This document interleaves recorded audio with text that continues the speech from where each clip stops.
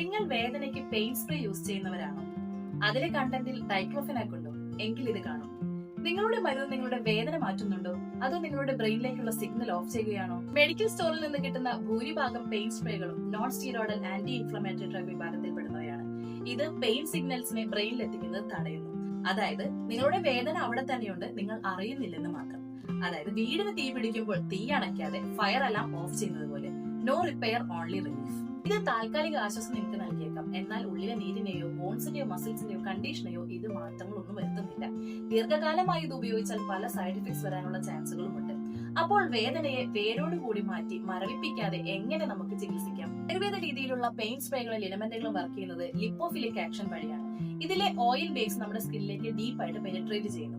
ഇത് വെറും മരവിപ്പിക്കലല്ല, നമ്മുടെ ജോയിന്റ്സിൽ കൃത്യമായിട്ടുള്ള ലൂബ്രിക്കേഷൻ നൽകുകയും നീരിനെ വലിച്ചെടുക്കുകയും ചെയ്ത് ആ ഒരു കണ്ടീഷനെ ഭേദമാക്കുകയാണ് ചെയ്യുന്നത്.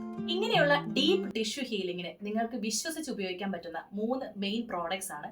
1 വൈദ്യരത്നത്തിന്റെ റിക്കോ സ്പ്രേ, 2 കോട്ടക്കലിന്റെ പെയിൻ സ്പ്രേ, 3 സീതാറാമിന്റെ സാപ്ലിൻ ലിനമെന്റ്. അപ്പോൾ ഉചിതമായത് തിരഞ്ഞെടുക്കൂ. വേദനയെ മരവിപ്പിക്കാതെ മറച്ചുപിടിക്കാതെ അതിനെ കൃത്യമായി ചികിത്സിക്കൂ.